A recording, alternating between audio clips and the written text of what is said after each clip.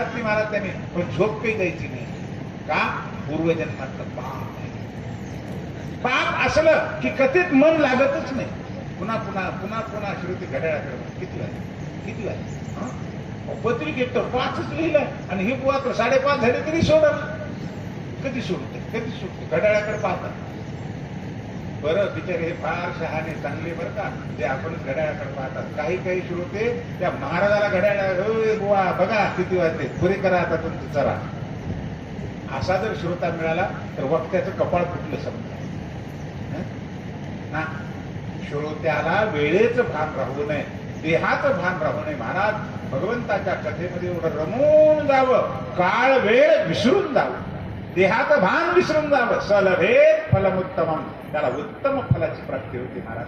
म्हणून कथा ऐकत असताना आळस करू नका, निद्रा घेऊ नका, नाहीतर कडाकड जांभया देतील ना.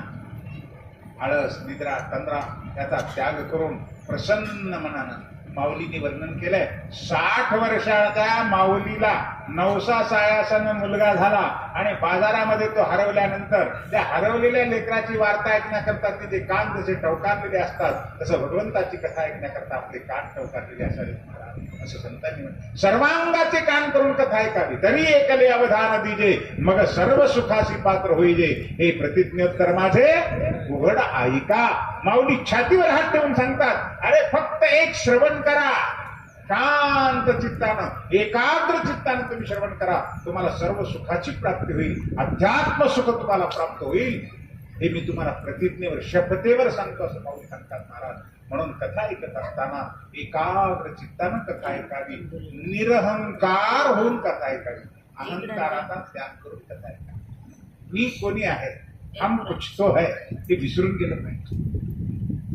मी गावचा सरपंच आहे, मी पोलीस पाटील आहे, मी आमका आहे, मी मोठा नोकरदार आहे, मी श्रीमंत आहे, मी दिसायला सुंदर आहे, मी ताकदवान आहे, मी आमका आहे, मी तम ना ना ना. कुठलाही अहंकार भगवंताच्या समोर अहंकारच करू नये. म्हणून कथेला बसल्यानंतर विनम्र गतीने कथा श्रवण करावी, अहंकाराचा त्याग करावा. निर्मत्सराणाम सताम,